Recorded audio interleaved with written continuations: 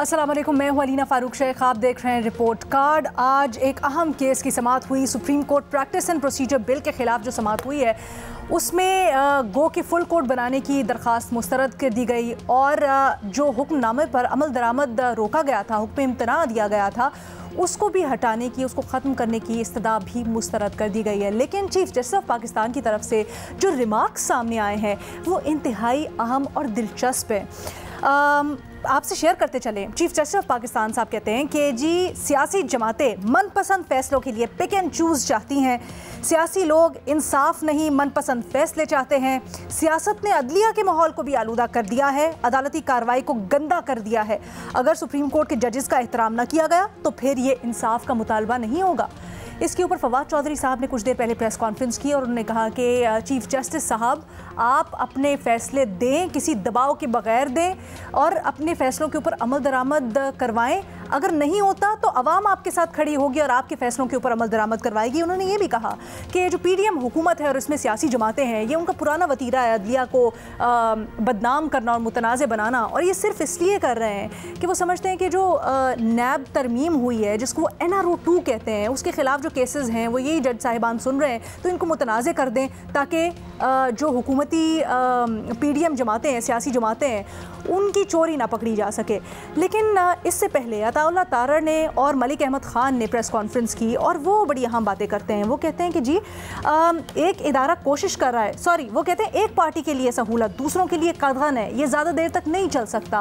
उन्होंने ये भी कहा कि जी ये तो बड़ी अजीब सी बात है कि जिस तरह से सारे मामले चल रहे हैं, जब इस बिल के अंदर चीफ जस्टिस के इख्तियारात को महदूद किया गया है तो फिर चीफ जस्टिस कैसे सुन सकते हैं। कॉन्फ्लिक्ट ऑफ इंटरेस्ट का मामला भी उन्होंने उठाया जिसको हम आगे जाकर एड्रेस करेंगे।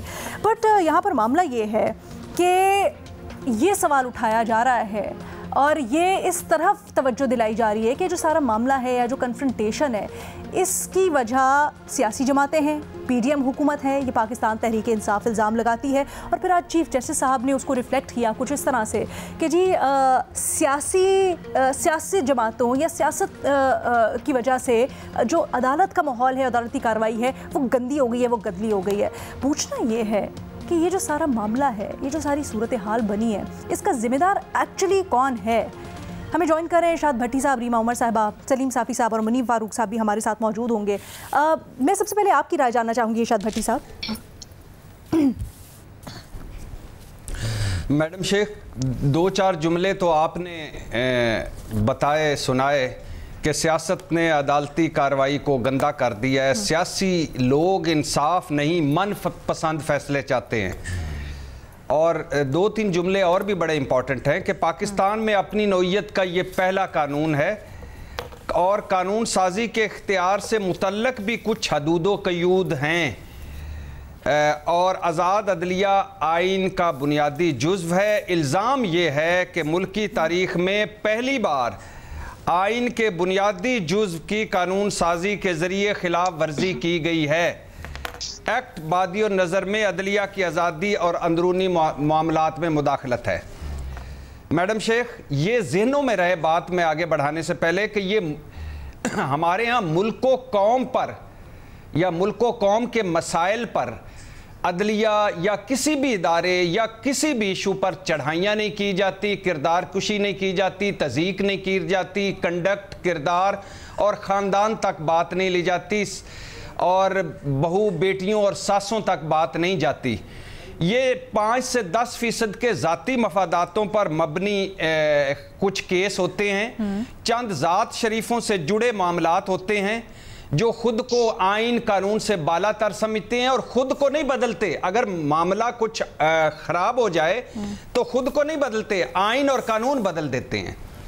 मैडम शेख, आपका सवाल है कि ये इसका जिम्मेदार कौन है। इसका जिम्मेदार है हमारी सियासत और हमारे सियासतदान। ठीक है, हर मामले हर इशू पर लड़ना, साथ ना बैठना, मामला हल ना करना, राई का पहाड़ बनाकर मुल्क कौम के को बहरान में धकेल देना, फिर या सब कुछ खुद उठाकर अदालत पहुंच जाना, अदालत का जब फैसला आना, जिसके हक में फैसला आना, इसका कहना हक सच की फतह हुई, अदलिया जिंदाबाद, और जिसके खिलाफ फैसला आना, अदालत पर चढ़ाइयाँ, जजेस की किरदार कुशी। मैडम शेख, ज़्यादा लंबी बात नहीं, कासिम सूरी फैसला और 2 सूबों का फैसला क्लासिकल मिसाल है। कासिम सूरी फैसला आया और इसमें जस्टिस उमर अता बंदयाल भी थे, जस्टिस मुनीब अख्तर भी थे, जस्टिस एजाजुल एहसन भी थे। कानून आइन की खिलाफ वर्जी हुई, कासिम सूरी का फैसला आया तो पीडीएम ने सुप्रीम कोर्ट और जजेस के गुण गाए, पीटीआई ने ट्रेंड चलाए। 2 सूबों के इलेक्शन का फैसला आया, पीडीएम ने ट्रेंड चलाए और पीटीआई ने गुण गाए। वही जजेस हैं, 1-2 इजाफी थे एक फैसले में, बाकी वही जजेस हैं, वही इधर हैं। तो मैडम शेख, ये जो 5 से 10% है, असल बुरानों की वजह ये है। अच्छा, इन्होंने हर मामले को बुरानों का बुरान बना दिया, इस मुल्क को कौम को बुरान में लिपेट दिया। अच्छा, मजे की बात है कि अपनी गवर्नेंस मैं कहता हूं कि इसको कोई लफ्ज नहीं दिया जा सकता जितनी बुरी है। अपनी परफॉर्मेंस बुरी, अपने मामलात बुरे, लेकिन जब आता है मामलात अपनी जात का, अपने खानदानों का, अपनी पार्टी का, अपने इक्तदार का, तो उस वक्त कोई भी इदारा अगर सामने आए तो उसको तहस नहस कर दो, रोन दो, आइन रोन दो, सुप्रीम कोर्ट रोन दो। क्या आप इस राय से इत्तेफाक करती हैं? कल तक जाली पार्लियामेंट को असली बना दो। ओके रीमा, क्या आप इस राय से इत्तेफाक करती हैं कि जो बहरान है, ख़ास तौर पे हम देख रहे हैं पार्लियामेंट और अदलिया आमने सामने है, उसके ऊपर आज रिमार्क्स भी सामने आए हैं, सियासतदानों का बनाया हुआ है और वो इसके जिम्मेदार हैं? जी शुक्रिया लीना, मैं बिल्कुल एग्री नहीं करती। हम इस वक्त सुप्रीम कोर्ट की और अदलिया की आज़ादी की बात कर रहे हैं। एक कहानी मैं भी आपको सुनाना चाहती हूँ। 1-2 फैसलों को लेके हम इतनी स्वीपिंग असर्शंस या स्टेटमेंट्स पास नहीं कर सकते कि जजेस जो हैं वो वही रहें या जो बदल भी जाएं। अगर हमें फैसले पसंद आते हैं हम उनके फेवर में ट्रेंड्स चलाते हैं, पसंद ना आए तो उनके खिलाफ ट्रेंड्स चलाते हैं। ये इलेक्शंस या वोट ऑफ नो कॉन्फिडेंस से पहले से एक कहानी चल रही है पाकिस्तान में, और मेरा ख्याल है उसको हमें अब एड्रेस करने की ज़रूरत है। कसूरवार कौन है? हमारे चीफ जस्टिस जो सुप्रीम कोर्ट के हैं वो जिम्मेदार हैं, और कुछ हमारी फैक्शंस हैं बार की, वकला की, वो जिम्मेदार हैं जो अपनी एक बुनियादी जिम्मेदारी कि वो अदलिया को अकाउंटेबल ठहराएं, अदलिया में रिफॉर्म्स पे इंसिस्ट कर रहे हैं, वो फेल कर गई हैं। और उनको लगता है उनकी जिम्मेदारी है कि अदलिया जो भी करे, सही करे गलत करे, उन्होंने उसकी इज्जत करनी है और उन्होंने कहना है कि बस अदलिया का हमने भरम रखना है। अब कहानी ये लीना बहुत मुख्तलिफ हमारी तारीख के हिस्से हैं, वहां से आप शुरू कर सकते हैं, लेकिन मेरा ख्याल है सब अग्री करेंगे कि नवाज शरीफ की पैनामा में जो डिस्क्वालिफिकेशन थी वो एक अच्छा स्टार्टिंग पॉइंट होगा। अब वो जब पैनामा में डिस्क्वालिफिकेशन हुई तब चीफ जस्टिस कौन थे? साकिब निसार थे। उन्होंने बेंच बनाया। बेंच में कौन थे? जस्टिस खोसा थे, जस्टिस गुलजार थे, जस्टिस एजाज अफजल खान थे, जस्टिस अजमत सईद थे और जस्टिस एजाजुल एहसन थे जो मॉनिटरिंग जज भी थे। उसके बाद जब नायब अदालतों में केसेस चल रहे थे तो उसमें साकिब निसार साहब भी देख रहे थे कि जल्द फैसला आए, तो वो इन्वॉल्व थे इस पूरे मामले में, और जस्टिस एजाजुल एहसन जो थे वो मॉनिटरिंग जज थे। अब आगे नवाज शरीफ जब डिस्क्वालीफाई हो गए, सवाल उठा कि डिस्क्वालिफिकेशन जो है उसकी मुद्दत कितनी है। अब वो जो बेंच बना जिसने डिटरमिन किया कि डिस्क्वालिफिकेशन फॉर लाइफ है, उसमें कौन थे जजेस? जस्टिस साकिब निसार थे, जस्टिस बंदयाल थे, जस्टिस एजाजुल एहसन थे, जस्टिस अजमत सईद थे और जस्टिस सजाद अली शाह थे। फिर सवाल उठा कि नवाज शरीफ तो अहम फैसले कर रहे हैं, टिकट्स दे रहे हैं, तो क्या वो पार्टी हेड रह सकते हैं नून लीग के कि नहीं? कानून में इसमें कोई पाबंदी नहीं थी। बेंच कौन सा बना? चीफ जस्टिस साकिब निसार थे, उनके साथ जस्टिस बंदयाल थे और जस्टिस एजाजुल एहसन थे। इसी वक्त 2017 दिसंबर में मेरा ख्याल है हनीफ अब्बासी साहब ने इमरान खान साहब के लिए भी एक पिटिशन सुप्रीम कोर्ट में डाली, और उसमें यही सवाल था कि मिस डिक्लेरेशन हुई है बनी गाला प्रॉपर्टी के लिए। अब उसमें बेंच कौन बना रीना, आप गेस कर सकती हैं? Justice Saqib Nisar chief justice थे, जस्टिस बंदयाल थे और उनके साथ जस्टिस फैसल अरब थे। मैं आपको थोड़ा और आपका टाइम लेना चाहूंगी क्योंकि कुछ लोग हैं उनकी तारीख पिछले साल से शुरू होती है या इस साल से शुरू होती है, मेरी तारीख जो है वो थोड़ी पहले जाती है। आगे क्या हुआ? अब जो एक बहुत कंट्रोवर्सी है कि किसकी पावर है कि वो सुओ मोटो ले सुप्रीम कोर्ट में। 2021 में एक सुप्रीम कोर्ट का फैसला आया, तब एक्टिंग चीफ जस्टिस बंदयाल थे, उनके साथ जस्टिस इजाजुल एहसन थे, उनके साथ जस्टिस मुनीब अख्तर थे, जस्टिस अली मजहर थे और जस्टिस अमीन अहमद थे। और उन्होंने सुप्रीम कोर्ट के एक फैसले के जरिए ये कहा कि माजी में क्योंकि ज्यादातर चीफ जस्टिस ही सुओ मोटो लेते हैं तो उनकी सोल अथॉरिटी है कि वो सुओ मोटो नोटिस लें, इवन दो कुछ 5 से 10% ऐसे केसेस थे जिसमें और जजेस ने भी सुओ मोटो नोटिस लिया। उन्होंने कहा नहीं, ये सिर्फ चीफ जस्टिस की अथॉरिटी है। आगे आ जाइए आप, डैम फंड भी बना था, डैम फंड में चीफ जस्टिस साकिब निसार का नाम तो बहुत आता है, उनके साथ अलीना 4 मेंबर बेंच था, जस्टिस बंदयाल थे, जस्टिस इजाजुल एहसन थे और जस्टिस मुनीब अख्तर थे। ये जो बेंच था इसने ये फैसला किया डैम फंड का और बाद में इमरान खान साहब का भी नाम उसके साथ जुड़ गया। फिर Alina vote of no confidence की जजमेंट आती है, उसमें भी चीफ जस्टिस बंदयाल थे, जस्टिस इजाजुल एहसन थे, जस्टिस मुनीब अख्तर थे, जस्टिस मियां खेल और मंदोखेल थे। ये एक यूनानिमस जजमेंट थी। इसके बाद हमने देखा पीटीआई का जो धरना था उस पे एक पिटिशन गई कि उनको अलाउ किया जाए, उनको फैसिलिटेट किया जाए। कौन था बेंच में? जस्टिस इजाजुल एहसन थे, जस्टिस मुनीब अख्तर थे, जस्टिस नकवी थे। फिर कंटेम्प्ट ऑफ कोर्ट का इशू आया कि पीटीआई ने तो इमरान खान साहब ने कंटेम्प्ट की है, जहां पे इजाजत मिली वहां पे अपना धरना नहीं किया। उस बेंच पे कौन था? जस्टिस चीफ जस्टिस बंदयाल थे, जस्टिस इजाजुल एहसन थे, जस्टिस मुनीब अख्तर थे, जस्टिस नकवी थे और जस्टिस याहिया अफरीदी भी थे, लेकिन उन्होंने डिसेंट किया। उन्होंने कहा अभी बुलाया जाए इमरान खान साहब को। अलीना बहुत से और फैसले हैं। फिर हमारे पास एडवाइजरी जुरिस्डिक्शन सुप्रीम कोर्ट की में ये सवाल उठा कि क्या 63A के तहत अगर पार्टी लाइन के खिलाफ वोट जाता है वो काउंट किया जाएगा या नहीं किया जाएगा। उसमें बेंच कौन बना?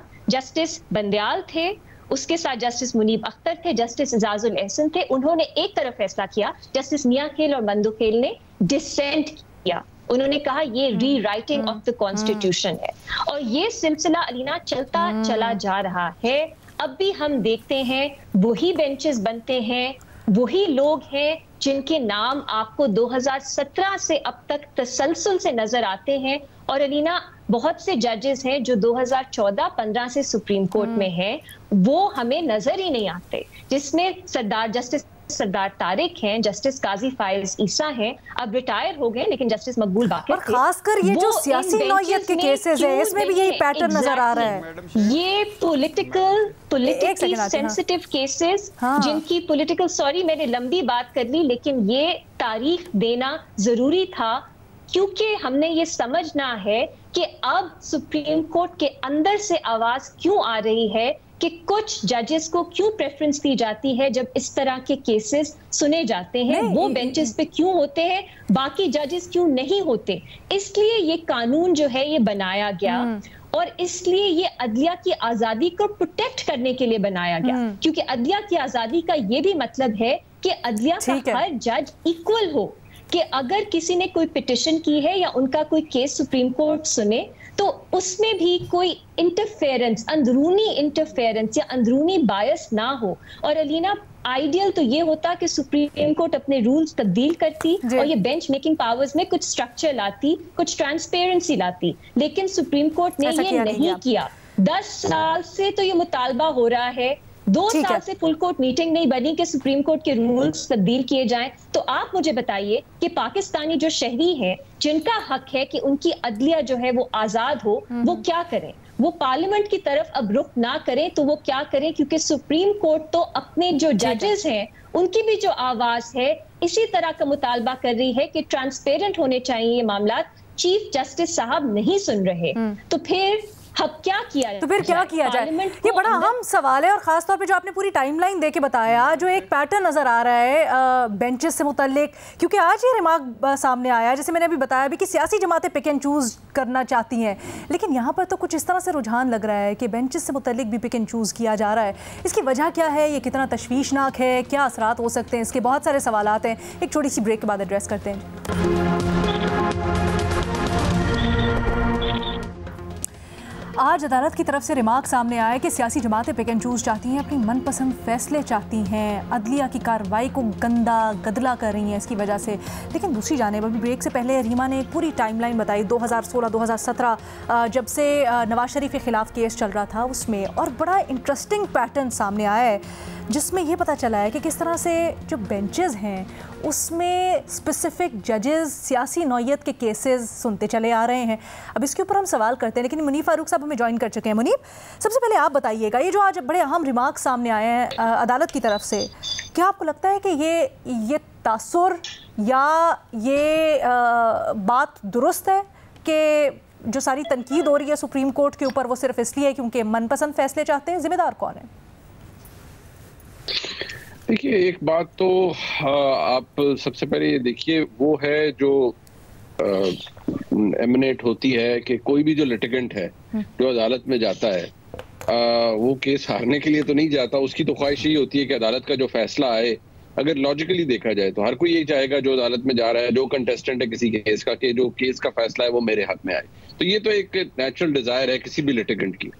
हाँ, जो सियासी मामलात के केसेस होते हैं उसके अंदर जो हुक्मरान तबका हो या जिनके स्टेक्स आए हों, यहाँ पर तो दोनों के आए, तो यकीनी तौर पर वो चाहेंगे कि ये फैसला हमारे हक में आए, और अगर आइन की तशरीह किसी हिसाब से होनी है तो वो तशरीह हो जो हमें सूट करती है या हमें अच्छी लगती है। मसला यहाँ पर सियासतदानों को फौरी तौर पर कहा जाता है कि जी वो, जैसे आज चीफ जस्टिस साहब ने फरमाया कि जी वो तो इंसाफ नहीं चाहते, वो चाहते हैं कि केस का फैसले उनके हक में आए। चलें, एक बात मिनट के लिए दुरुस्त भी मान ली जाए तो वो तो सियासतदान है, लेकिन अगर जो सुप्रीम कोर्ट में बैठे हुए मोअज़्ज़िज़ जज साहिबान है, अगर उनका जो कॉन्डक्ट है वो ऐसा हो कि जो over the period I would say, अगर हम बहुत माजी में ना भी जाएं तो पिछले कुछ अरसे के अंदर देखा जाए तो इट्स हाईली क्वेश्चनेबल। आप बुनियादी जो उसूल है प्रोप्राइटी का उसको कॉम्प्रोमाइज कर दें, आप फेयरनेस के उसूल को कॉम्प्रोमाइज कर दें, आप खास तरह के बेंचेस बनाएं खास तरह के केसेस सुनने के लिए, फिर आप पिक एंड चूज करें जजेस को बेंच बनाने के लिए। आप अपने जो ब्रदर जजेस हैं उनको, अपने कई ऐसे हैं जिनको आप अपने साथ बिठाना बेंच के अंदर पसंद नहीं फरमाते। 15 अगर जजेस की स्ट्रेंथ है इस वक्त सुप्रीम कोर्ट के अंदर, तो उसके अंदर आप पिक एंड चूज करें और आप जजेस को वहां पर बिठाएं जहां पर आप जिस बेंच का आप चाहते हैं कि यार ये मेरे हमख्याल बेंच है, या मेरे हिसाब से शायद इनकी राय बन जाएगी या क्रिएट हो जाएगी। तो फिर तो आप भी बसद एहतराम कोई जुडिशल जो जस्टिस की डिस्पेंसेशन है वो तो नहीं कर रहे, आप भी कुछ और ही फरमा रहे हैं। और दूसरी बात यह है, मैंने तो पहले भी अर्ज किया, मैं दोबारा कहूंगा कि चीफ जस्टिस साहब को चाहिए सबसे पहले कंटेम्प्ट का शो कॉज नोटिस इशू करें आजम नजीर तारड़ साहब को, फिर राना सनाउल्लाह साहब को, जिन्होंने दो बड़े संगीन इल्जाम लगाए। एक ने इल्जाम लगाया, दूसरे ने एंडोर्स किया कि आज के जो मनसब पे जनाब चीफ जस्टिस साहब मौजूद हैं, इन्होंने जूनियर जजेस को सुप्रीम कोर्ट में एलिवेट करने के लिए फॉर्मर आर्मी चीफ के through prime minister of the Pakistan को पैगाम भिजवाया कि हमें लॉ मिनिस्टर का जुडिशल कमीशन के अंदर वोट चाहिए और आप ये करवाएं। ये बहुत बड़ा एलिगेशन है, ये ऐसी चीज नहीं है जिसको आप बिल्कुल साइड पर रखते हैं। अगर तो ये इल्जामात दुरुस्त हैं तो अगर ये दुरुस्त हैं तो फिर ये बहुत बड़ी बात है, ये बड़ी परेशान कुन बात है। अगर ये इल्जामात झूठे हैं, फौश हैं, बिल्कुल बेबुनियाद हैं, तो फिर इन दोनों शख्सियात को कटहरे में लाएं, इनके खिलाफ तौहीन अदालत की कार्रवाई करें, तौहीन चीफ जस्टिस क्रिएट कर दें, उसकी कार्रवाई कर दें। और अगर झूठ भी है तो लाइबल लॉज के तहत इनको सजा दें कि इन्होंने झूठ बोला है। लेकिन अगर आप कुछ भी नहीं कर रहे और ये बात फैक्चुअली मौजूद है, जो कि तमाम हुक्मरान तबका ये कहता है कि ये बात ऐसे ही थी और ऐसे ही मौजूद है, तो फिर तो बड़ा प्रॉब्लमेटिक बात है। फिर तो मैं कहूंगा कि अगर चीफ जस्टिस साहब कह रहे हैं कि अदालत में जब सियासी लोग आते हैं तो वो अदालत को गदला कर देते हैं, तो मोअज़्ज़िज़ जज साहबान अपने कॉन्डक्ट से अदालत को कितना साफ कर रहे हैं, ये भी सवाल है ना। ये उनको इंट्रोस्पेक्शन अपने आप में करने की जरूरत है। अगर ये डिवीजन मौजूद है आज जजेस के दरमियान, और ये डिवीजन मैं बार बार कहूंगा ये राय की डिवीजन नहीं है, ये वो डिवीजन है जो कि आप एक दूसरे की जो को एग्जिस्टेंस है जो कि बर्दाश्त करनी होती है किसी भी इदारे के अंदर, आप उसको बर्दाश्त ही नहीं कर रहे, और उस चक्कर में आप फिर बेंचेस भी ऐसे बना रहे हैं कि जो आपको लगता है आप इन्फ्लुएंस कर सके। लिहाजा को आइन कानून की पासदारी बसद एहतराम उधर भी नहीं हो रही सुप्रीम कोर्ट। भट्टी साहब का मौक़िफ़ जरा मुख्तलिफ है, वो पहले भी कुछ कमेंट करना चाहते थे। भट्टी साहब। मैडम शेख, एक तो बड़ी अजीब सी बात है कि जब भी बात हो अदलिया की या मामला हो अदलिया का, हमारी बात नवाज शरीफ साहब से शुरू होती है और नवाज शरीफ एंड कंपनी पर ख़त्म हो जाती है। मामला और इस्टेब्लिशमेंट का बात नवाज शरीफ साहब से शुरू होती है और नवाज शरीफ एंड कंपनी पर ख़त्म हो जाती है। बात हो जमहूरियत की या मामला और जमहूरियत का बात नवाज शरीफ साहब से शुरू होती है, नवाज शरीफ साहब एंड कंपनी पर ख़त्म हो जाती है। सुप्रीम कोर्ट में एवन फील्ड भी की ज़मानतें भी हैं, सुप्रीम कोर्ट में हुदैबिया जैसा ओपन एंड शट केस भी है, सुप्रीम कोर्ट में और भी बड़े फैसले हैं। दूसरा मैडम शेख, ये इसको कहना कि ये अदलिया की आज़ादी को प्रोटेक्ट करने के लिए कानून साजी है, ये ना करें प्लीज़। क्यों? इसकी टाइमिंग देखें, इसकी टाइमिंग देखें। ये चीफ जस्टिस क्यों बुरे लगने लग गए? इसकी टाइमिंग देख से इस आज खुद नोटिस की कानून साजी निकली किस फैसले के बाद? कब ख्याल आया मेरी पार्लियामेंट को? 2022 में मुनीब अख्तर साहब ने इस हवाले से रिमार्क्स दिए थे या लिखा था वो, और 2023 में कब आया? जब अपने सर पर आई, जब 2 सूबों के इलेक्शन का आज खुद नोटिस लिया, तब पता चला कि ये कितनी अदलिया की आज़ादी जमी हुई थी, रुकी हुई थी, कहीं गायब थी। लेकिन भट्टी साहब, जब पहले हम इसके ऊपर डिस्कशन करते हैं तो ये तो बात आ चुकी है ना सामने कि अगर कोई सही काम करने के लिए कोई भी वक्त बुरा नहीं होता। दूसरा नहीं, बड़ी मेहरबानी, आपका सही काम करने के लिए बुरा वक्त कोई भी नहीं होता, लेकिन ये जो बुरे कामों के लिए हर वक्त ही बुरा होता है। चलें, ठीक है। दूसरी बात मैडम शेख, एक ये मुनीब भाई ने बात की, बिल्कुल ठीक कह रहे हैं। वो जो इल्ज़ाम लगा है, मुबैना तौर पर इल्ज़ाम लगा है 2 जूनियर जज साहबान को, लेकिन एक दूसरा एंगल भी है, एक दूसरी साइड भी है। चीफ जस्टिस साहब की मुबैना कहानी ये है कि चीफ जस्टिस साहब की ख्वाहिश थी कि 2 जूनियर जज साहबान को ले आए। इस ख्वाहिश को पूरा जो कागज़ों में निसाबी किताबी किसने किया? आज़म नज़ीर तारड़ साहब ने और मेरी पसंदीदा महबूब कायद के छोटे भाई की हुकूमत ने। कम अज़ कम आज़म नज़ीर तारड़ में इतनी अखलाकी जुर्रत हो कि रिज़ाइन करके बाहर निकल जाएं और कहें कि आप चीफ जस्टिस साहब आप भी अपना करें। मैं मजबूर था, मेरा ज़मीर उस वक़्त दब गया था, उस वक़्त आज़म नज़ीर तारड़ हार गया था, वज़ीर आज़म नज़ीर तारड़ जीत गया था, ये पड़ा इस्तीफ़ा। आज मेरे ज़मीर ने मुझे कचोके लगाया और आज मैंने एक टीवी प्रोग्राम में आके ये बात कर दी, हालांकि पहले किसी को ये बात पता नहीं थी। ये मौजूद हैं करने वाले। दुख ही ये है कि ये हर इदारे के साथ मिलकर खेलते हैं, खेल कर डीलें करते हैं और जब बात गुजर जाती है हुर्रियत पसंद बन के, जमहूरियत के अलमबरदार बन के खड़े हो जाते हैं और हम इनके साथ खड़े होना पड़ता है कि वाह वाह वाह वाह, बात तो बड़ी ठीक है। एक चुन्ना मुन्ना इनका भी ट्रायल करना। भट्टी साहब, आपके दोनों पॉइंट्स का मैं जवाब जरा चाहती हूँ। चले मुनीब, पहले आप। अगर मैं एक सेकंड में अर्ज कर लूं बहुत इजाजत के साथ कि बिल्कुल ठीक कहा। आज़म नज़ीर तारड़ साहब ने वैसे पहले भी इस्तीफा दिया था, जरा पता कर लें किस चक्कर में दिया था। दूसरा ये कर लें कि आज़म नज़ीर तारड़ साहब भी इस्तीफा दिया था वो नहीं, मैं चले ठीक है, बिल्कुल ठीक बड़ी साहब, जी ठीक हो गया। वो भी इस्तीफा, चले अब भी उनसे भी ले लें।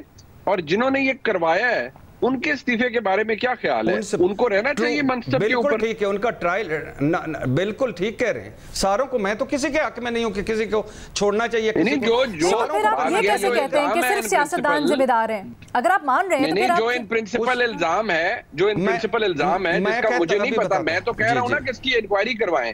मैं तो कह रहा हूँ इसकी इंक्वायरी करवा लें। 2 वफाकी वुज़रा ने ये बात की है, इज्जत माब चीफ जस्टिस साहब अपने मनसब पे मौजूद हैं। अगर उन्होंने ऐसा कोई मनोवरिंग जो उनसे एट्रीब्यूट की जा रही है नहीं की, तो इन दोनों शख्सियात को तो फिर लाइबल लॉज में फारिग करें।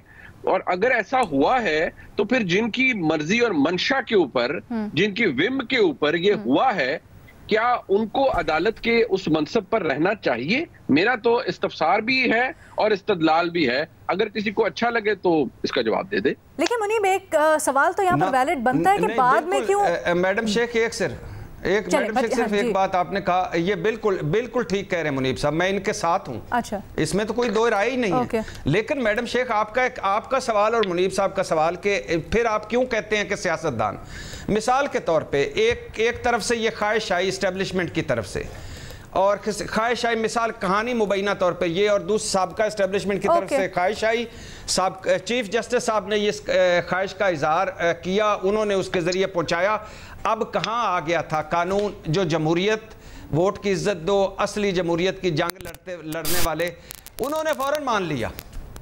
या जब खड़े होने का वक्त आता है रकू में चले जाते हैं। अच्छा, यहाँ पर एक सवाल, ये एक मिनट भट्टी साहब अलाउ मी प्लीज, एक सवाल यहाँ पर ये जरूर अच्छा ये यहाँ पर सवाल जरूर बनता है कि उस वक्त हुकूमती शख्सियात में से किसी ने क्यों ना बोला, या फिर उस वक्त आजम नज़ीर तारण ने क्यों ना बोला। ये एक बहुत बड़ी गुत्थी और बहुत बड़ा सवाल है। रीमा, टाइमिंग के ऊपर एक तो भट्टी साहब सवाल कर रहे थे, ये भी प्लस वो कहते हैं हिस्ट्री नवाज शरीफ से क्यों शुरू होती है। अलीना, हिस्ट्री नवाज शरीफ से शुरू नहीं होती, हिस्ट्री जब से पाकिस्तान बना है तब से शुरू होती है। प्रोग्राम में वक्त कम है, वरना मैं आपको 1950 से हमारी जूरिस्प्रूडेंस आज तक कैसे पहुंची उसकी पूरी हम लोग उस पर बात कर सकते थे। अनफॉर्चुनेटली हमारे पास वक्त नहीं होता, वरना आप इफ्तिखार चौधरी साहब का टेन्योर देखें उन्होंने पीपल्स पार्टी की हुकूमत थी, उन्हें कैसे गवर्न करने से रोका। और हम तो बात इफ्तिखार चौधरी की करते हैं, उनके साथ बेंचेस पे कौन थे, वो भी नाम जरा सामने आए। रिको डिक केस में उनके साथ बेंच में कौन था। तो ये जो तसलसल है आपको ये वहां से नजर आ जाएगा। कभी ज्यादा वक्त होगा तो भट्टी साहब का ये गिला भी दूर कर देंगे। दूसरी चीज ये, मेरा ख्याल है अदलिया की आजादी को UN special rapporteur on the independence of जजेस एंड लॉयर्स, ये यूएन का एक बहुत प्रेस्टिजियस ओहदा है। उससे बेहतर तो भट्टी साहब नहीं जानते होंगे। वो कहते हैं कि अदलिया की आजादी का मतलब ये भी है कि आप इंटरनल जो आपकी अंदरूनी इंटरफेरेंस है उससे भी अदलिया को नहीं उस पे कोई असर होना चाहिए। बेंच फिक्सिंग ये जो कहा जाता है, ये यूएन स्पेशल रैपिटोर की तरफ से ये ओपिनियन आया है, ये कमेंट्री आई है। एक ऐसा तरीका है जिससे राइट टू फेयर ट्रायल जो है वो वायलेट होता है, राइट टू अ नेचुरल या आप कह लें लीगल जज वो वायलेट होता है, और अदलिया की आजादी वायलेट होती है। इसलिए ये यूएन की तरफ से, अक़वाम मुत्तहिदा की तरफ से तजावीज आई है कि जो बेंचेस कॉन्स्टिट्यूट करने का तरीका है वो फेयर होना चाहिए, वो ट्रांसपेरेंट होना चाहिए, वो स्ट्रक्चर्ड होना चाहिए। और बहुत से मुमालिक में कानून साजी ही होती है जिससे फैसला होता है कि बेंचेस किस तरह बनने चाहिए। जब ये बात इफ्तिखार चौधरी के टाइम पे हुई तब हमें कहा गया अभी तो लॉयर्स मूवमेंट आई है, अब सही वक्त नहीं है, पीपल्स पार्टी के खिलाफ फैसले आ रहे हैं, वो क्यों इस पे बात करेंगे। फिर जस्टिस साकिब निसार जब चीफ जस्टिस थे तब कहा गया, जो भट्टी साहब की फेवरेट लाइन है कि वो माफियाज के खिलाफ काम कर रहे हैं, उनकी आप जो पावर्स हैं वो क्यों कर्टेल करें।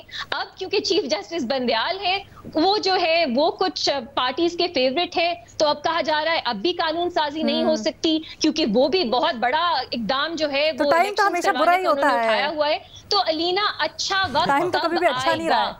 अच्छा वक्त कब आएगा, अच्छा वक्त कब आएगा, कानून साजी कर सकेगी। और अगर अदलिया जो है वो अपने आप को खुद प्रोटेक्ट करना चाहती है, मुझे बात मुकम्मल करने दे, तो अदलिया सुप्रीम कोर्ट रूल्स तब्दील करके क्यों बेंच किस तरह कॉन्स्टिट्यूट होते हैं वो तब्दील क्यों नहीं करती। अदलिया ने क्यों, चीफ जस्टिस बंदयाल ने अब तक फुल कोर्ट मीटिंग नहीं बुलाई, फुल कोर्ट जो है वो रूल्स में तब्दीली कर सकती है। ये इंटरेस्टिंग है क्योंकि आज रिमार्क्स देते हुए चीफ जस्टिस साहब ने कहा ये जो दरखास्त की गई है फुल कोर्ट की, ये तो बाइस शर्मिंदगी है कि कहा जा रहा है ABC जज को आप शामिल करें। एक छोटी सी ब्रेक जी, उसके बाद वापस आते हैं, मजीद इसको डिस्कस करेंगे।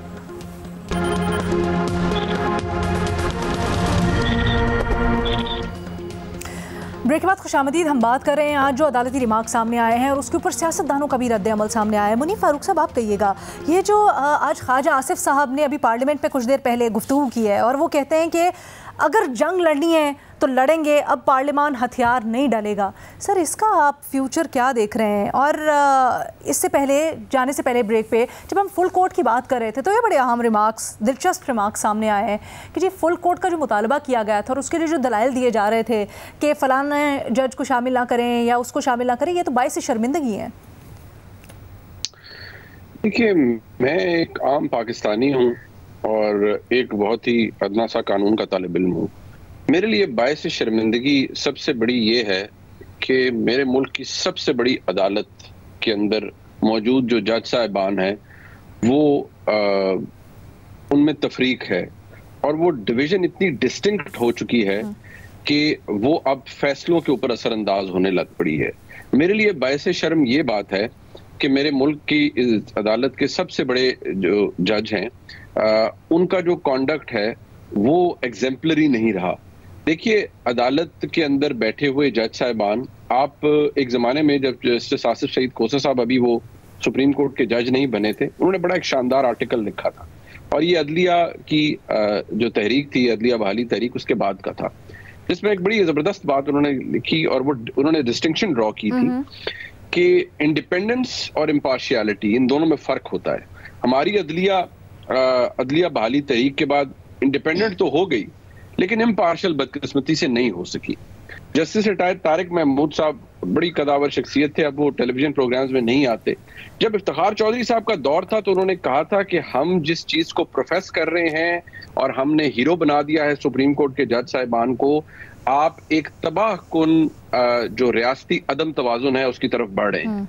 आज आप देखिए हम कहां पर पहुंच गए हैं। अच्छा। आज जो सेपरेशन ऑफ पावर का कॉन्सेप्ट है हमारे मुल्क के अंदर, वैसे तो एंशिएंट कॉन्सेप्ट है अगर वहां देखा जाए बरतानिया के अंदर, लेकिन हम क्योंकि वहीं से सब कुछ हमने लिया हुआ है तो यहाँ तो उसकी कोई हैसियत रही नहीं है।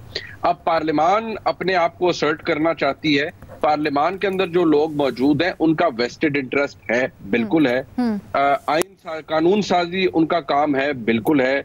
क्या हमारे मुल्क में जो सेल्फ सर्विंग इंटरेस्ट के हिसाब से कानून नहीं बने? बिल्कुल बने हैं। लेकिन अदलिया के अंदर जो एक्सपीडियंस हमने आज देखी है कि अभी कानून बना, अब उसको बनाया गया है, अभी वो बिल है, अभी वो it hasn't shaped itself into a law, तो आप उसको बनने से पहले ही आप उसकी अमल दरामद और उसकी गज़ेट नोटिफिकेशन को रोक देते हैं। आप अदालत के अंदर बैठकर एंटिसिपेटरी इंजंक्शन जो कि एलियन है to the law making process, आप उसको इस्तेमाल करते हैं। क्यों?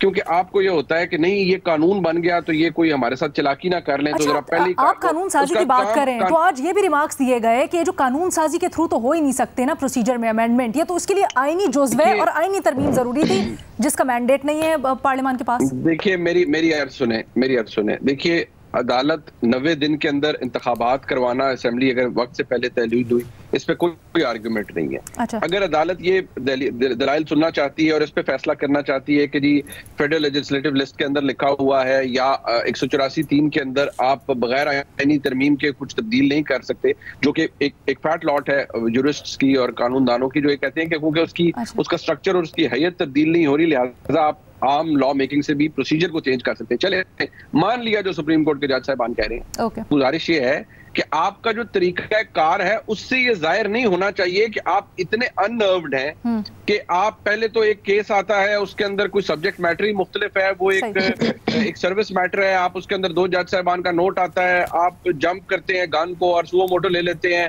फिर जज साहिबान आते हैं कुछ अपने ओपिनियंस दे देते हैं, 4-3 है 3-2 है, उसका बहस चलती रहती है, वो अनडिसाइडेड है। जो 4 जज कहते थे कि भाई 4-3 से रिजेक्ट हुआ है, वो कोई LLB लॉ के पार्ट 1 के स्टूडेंट तो नहीं थे ना, वो भी एलिवेट होकर आए हैं सुप्रीम कोर्ट में, पढ़े लिखे लोग हैं, तो उनके मुताबिक वो फैसला ऑर्डर ऑफ द कोर्ट नहीं है जो 3-2 के जज साहिबान ने दिया है। लेकिन मसला ये है कि जब आपका, मैं बार बार कहता हूं मुझे इलेक्शन होने चाहिए, हुकूमत इस पे मौका परस्ती कर रही है, बिल्कुल कर रही है और इलेक्शन से भाग रही है। मेरा तो प्रॉब्लम ही सिर्फ इस बात से है कि जो जज साहिबान है उनका कॉन्डक्ट बसद एहतराम सियासतदानों वाला नहीं होना चाहिए। क्या फिर आप इस चीज से इत्तेफाक करते हैं कि अगर, सॉरी रीमा एक मिनट, भट्टी साहब फिर क्या आप इस चीज से इत्तेफाक करते हैं कि अगर अंदरूनी इख्तलाफात ना होते और सब कुछ इदारे के अंदर, अदलिया के इदारे के अंदर सही तरीके से होता तो फिर मुतनाज़े ना होता और फिर ये सवाल ही आज उठाने की ज़रूरत ना होती कि फ़ैसलों के ऊपर एहतराम नहीं किया जा रहा है, फ़ैसलों के ऊपर सवाल उठाया जा रहा है, पिक एंड चूज़ किया जा रहा है।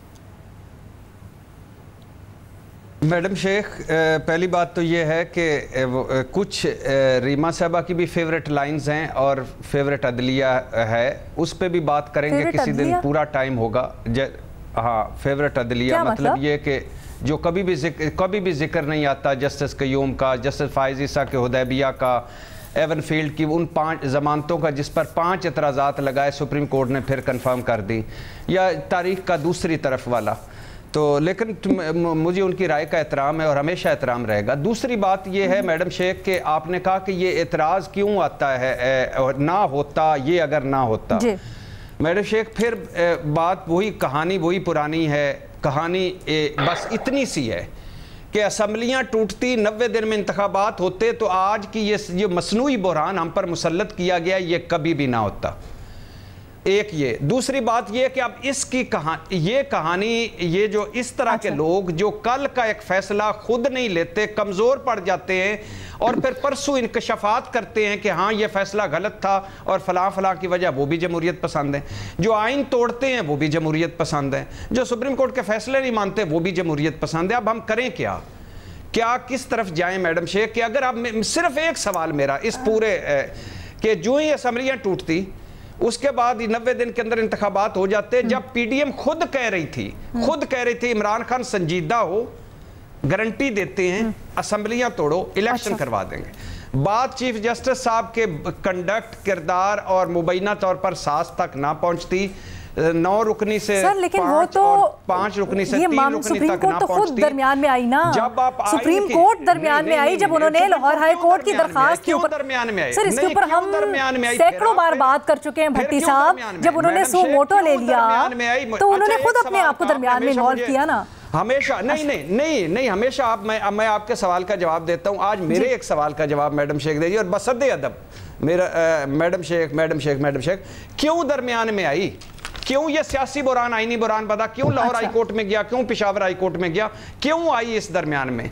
और जब अगर डोगर साहब के केस से आज को नोटिस नहीं बनता तो चीफ जस्टिस के एक केस के फैसले के बाद आज को नोटिस की कानून साजी जायज है? ठीक है ना, करे मैडम शेख इस तरह। और इसको अदलिया की आज़ादी कहते हैं। इसको अदलिया की आज़ादी से क्यों जोड़ा जा रहा है? फिर रीमा आप जवाब बेहतर दे सकती हैं, भट्टी साहब को मेरी बात नहीं समझ आ रही। अलीना देखिए, सबसे ज्यादा ज्यादती हम ये कर रहे हैं कि हम सुप्रीम कोर्ट में जो हो रहा है उसको इलेक्शन के साथ जोड़ रहे हैं और हम उसको सिर्फ उस पर्सपेक्टिव से देख रहे हैं कि इलेक्शन का केस उस पे इम्प्लीमेंटेशन हो रही है कि नहीं, उस पे सुप्रीम कोर्ट क्या कर रही। मेरी नजर में ये 2 सेपरेट मामलात हैं, दोनों हमारे आइन के बहुत फंडामेंटल से रिलेटेड है। और ये जो सुप्रीम कोर्ट का मामला है, इसलिए मैं तारीख में गई क्योंकि ये अब से नहीं चल रहा। ये इलेक्शन जब असेंबलीज पंजाब और केपी की डिसॉल्व हुई है तब से नहीं चल रहा। ये एक चीफ जस्टिस बंदयाल के फैसले से नहीं चल रहा। इसका आपको इसकी हिस्ट्री जो है वो at least chief justice Iftikhar Mohammad Chaudhry के टेन्योर से शुरू होती है। तब से ये मुतालबा किया जा रहा था कि चीफ जस्टिस के जो इख्तियारात हैं उनको स्ट्रक्चर करने की जरूरत है, सुओ मोटो को स्ट्रक्चर करने की जरूरत है। तो प्लीज इसको इलेक्शन से ना जोड़ें। और अलीना, मैंने आपको 17 केसेस हैं और भी है। प्राइम मिनिस्टर इमरान खान साहब जब थे, उनके बनी गाला जो रेगुलराइज किया गया उसमें भी चीफ जस्टिस साकिब निसार थे और साथ उनके बेंच पे वही जजेस थे जिनके नाम मैंने पहले लिए।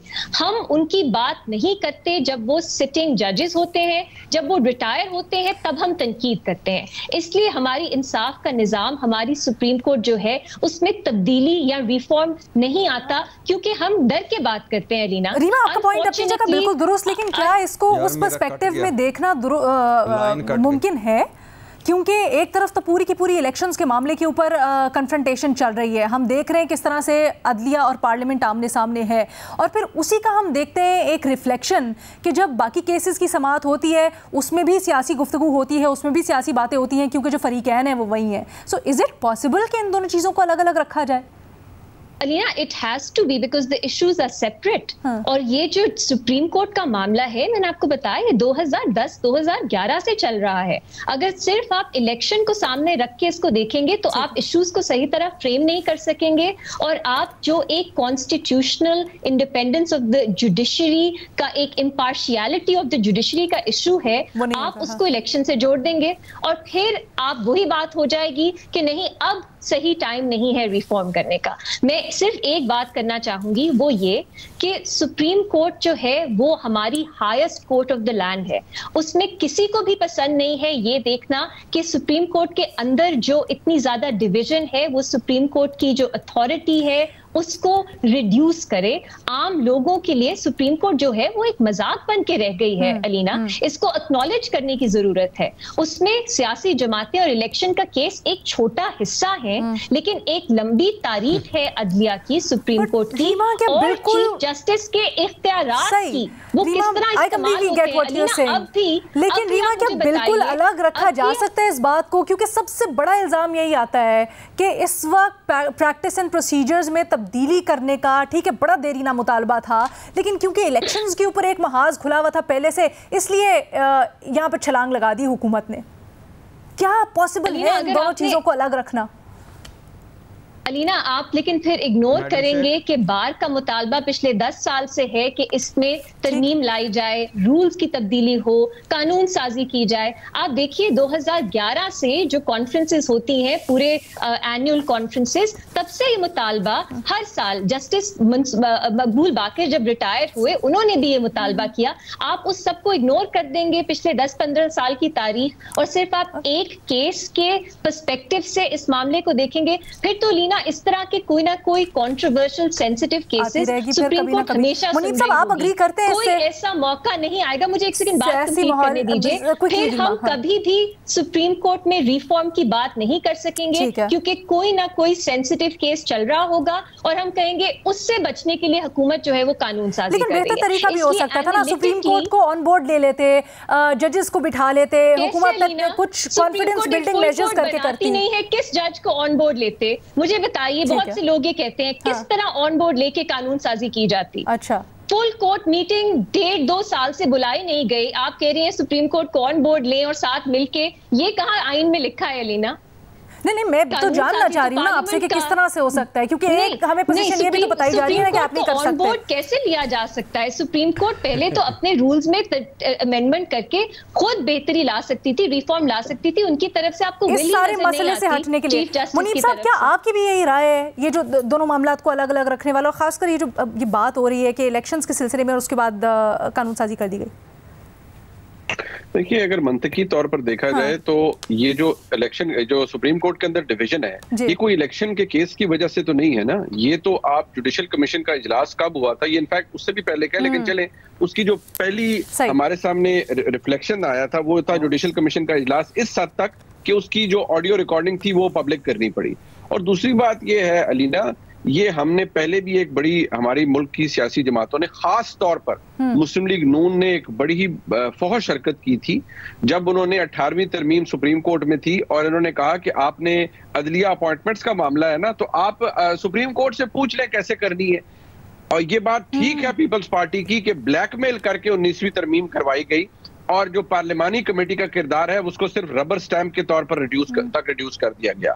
आप यकीन मानिए, ये हमारी आला अदलिया के अंदर, अगर आप पाकिस्तान में अदलिया तैनाती की हिस्ट्री कभी आप इस पे प्रोग्राम कीजिए, मैं आपको 1947 से लेकर और 1973 के आइन से पहले तक और 73 के बाद से लेकर अब तक मैं आपको पूरी हिस्ट्री बताने के लिए तैयार हूं कि हमारे मुल्क में अपने ये जो जजेस, अपने बंदे लाने का, जूनियर जजेस को एलिवेट करने का, और ये जो प्रॉब्लम रहा है ये सिर्फ अदलिया का नहीं है, हुकूमतों का भी रहा है। लेकिन जिस तरीके से 18वीं तरमीम को स्कटल करके, उसको कट टू साइज करके 19वीं तरमीम करवाई गई और जजेस की जो जुडिशियल कमीशन है उसको एक ओवरवेलमिंग अथॉरिटी दे दी गई ओवर पार्लियामेंट्री कमेटीज रिकमेंडेशंस या उनकी जो फाइंडिंग थी, ये तो आप ज़हन में रखिए कि ये बड़ा गलत होगा कि आपने कोई कानून बनाना है तो आप सुप्रीम कोर्ट से पूछ लीजिए, क्योंकि उनके प्रोसीजर से मुताल्लिक है। ये दोनों, ये तो गलती पहले हो चुकी है और इसको दोहराना, मैं तो सबको कहूंगा इसको कोई ना दोहराए, और जिन्होंने किया वो अब खुद भी भुगत रहे हैं और शायद सर भी पीटते होंगे बैठ के कि हमने क्या क्या किया है। ठीक है जी, अगर क्विकली, वैसे तो हमारे पास प्रोग्राम में वक्त बड़ा ख़त्म ही हो गया है जी, मुझे बताया जा रहा है। चलें, इसके ऊपर हम आने वाले दिनों में भी बात करेंगे, क्योंकि 8 तारीख तक अभी समात मुलतवी है, तो आने वाले दिनों में भी इसके ऊपर डिस्कशन चलती रहेगी। हमारे तज्जियाकारों की आपने राय जानी, भट्टी साहब का मौक़िफ़ थोड़ा अलग, बाकी दोनों का मौक़िफ़ अलग है। अपनी राय का इजहार कीजिएगा सोशल मीडिया पर। इजाज़त दीजिए, अल्लाह हाफ़िज़।